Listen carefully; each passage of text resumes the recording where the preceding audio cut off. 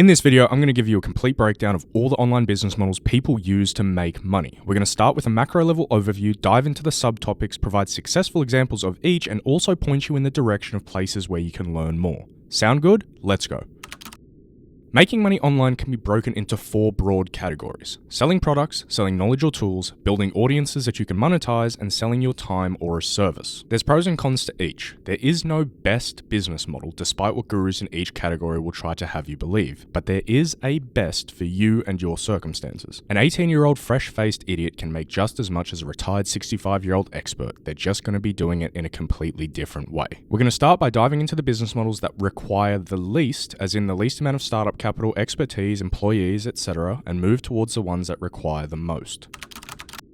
This is definitely the easiest way to start making money online. Why? Because it requires basically no upfront capital, no product, no audience, no money. All you need is a skill. If you can edit videos, write emails, build websites, manage ads, design thumbnails, run social media accounts, translate documents, build automations, anything remotely useful to a business, someone, somewhere is willing to pay you for it. But I don't have any skills. I'm just a useless 18-year-old who's never been shown how to do anything before. Shut the hell up and stop feeling sorry for yourself. You're living in an age where information is free. You have an internet connection and the time to watch this stupid video, which means you've also got access to the millions of tutorials all across YouTube. Literally just pick something and learn. Programming, video editing, online marketing, even pole dancing you can learn online. You can literally transform your life in a 90-day period if you focus your attention where it needs to be. Don't believe me? Go check how quickly this channel started gaining traction. So now that you have no excuse for being a skillless idiot, once you become a little skillful, how do you monetize it? It's obviously somewhat skill specific, but you get off your ass and find clients. This might mean cold emailing businesses in your area, reaching out to creators asking to be their video editor.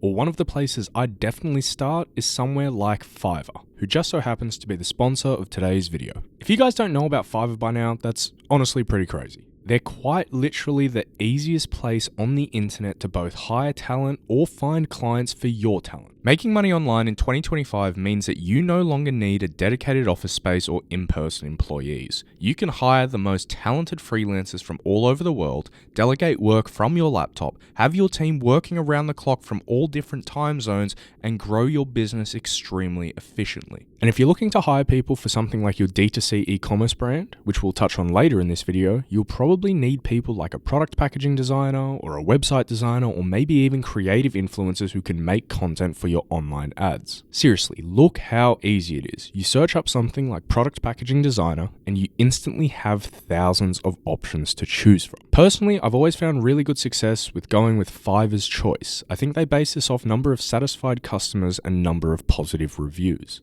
The other thing I always like to look out for is repeat customers in the reviews. But guys, seriously, look at all the categories. You can find talented people to help you with absolutely anything. And that's why I love Fiverr and think it's one of the best places on the internet to help you grow your business and find talented people to work with without needing to go through tedious, lengthy, and expensive traditional hiring processes. Get 10% off your first order with Fiverr using the code MONEY10. Go check them out with the link in the description. Big thanks to them for supporting the channel.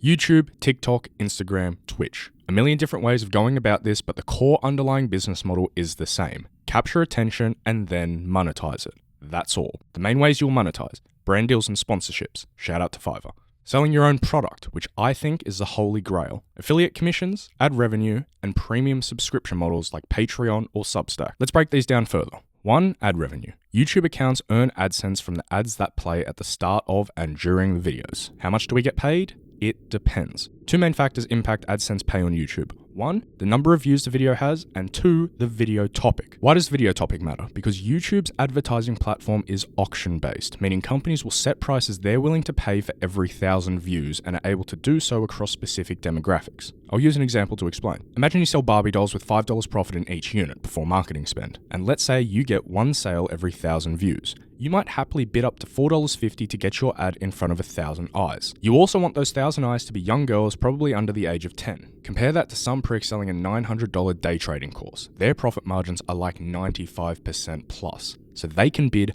hundreds of dollars to get the same exposure.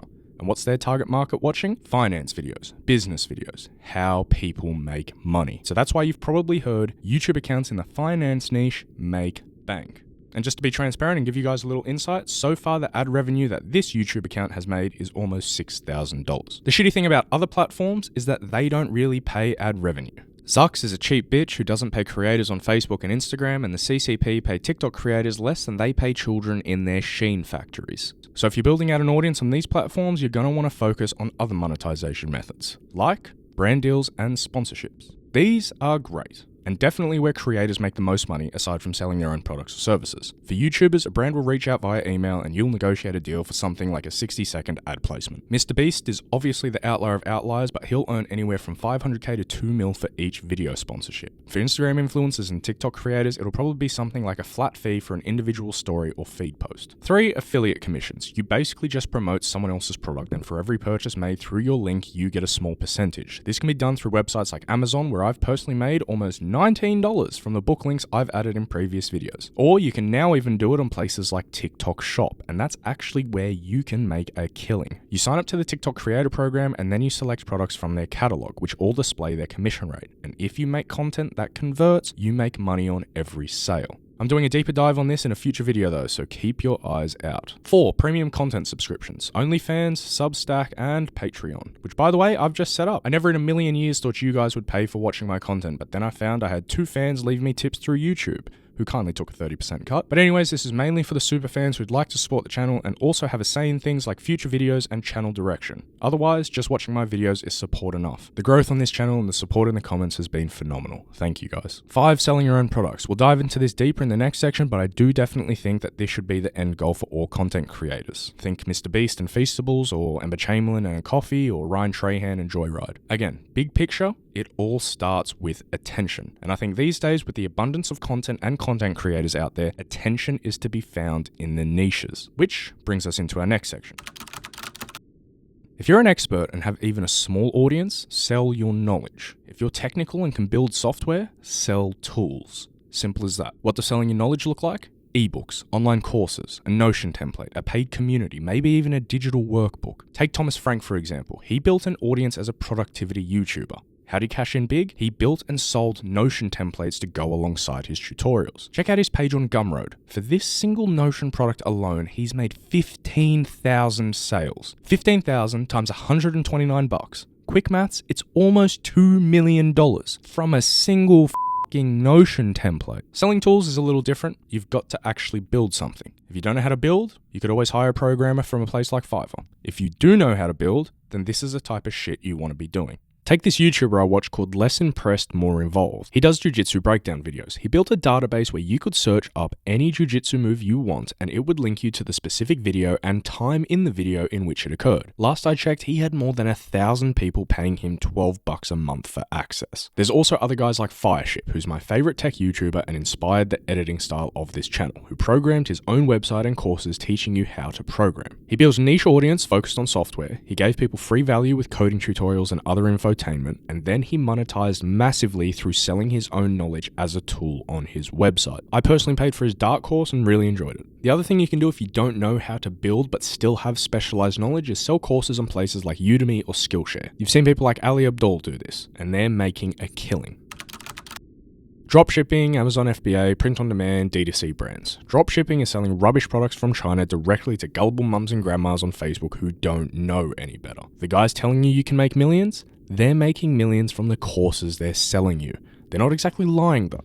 You could have made millions from dropshipping, but that pretty much died with the release of iOS 14 when Apple changed their privacy policies, and so Facebook could no longer track people's activities on iPhones. This resulted in Facebook ads basically going to shit. Anyways, you've got guys like Jordan Welch who've made the name from dropshipping and then sold you courses on dropshipping. But if you really want to know where he made his real money, it was from his software tool, Viral Vault, which helped dropshippers identify products that might be good to sell. Print on demand is pretty boring and straightforward, so I wanted to spice it up, and instead of telling you about it, I'll show you the process I went through to make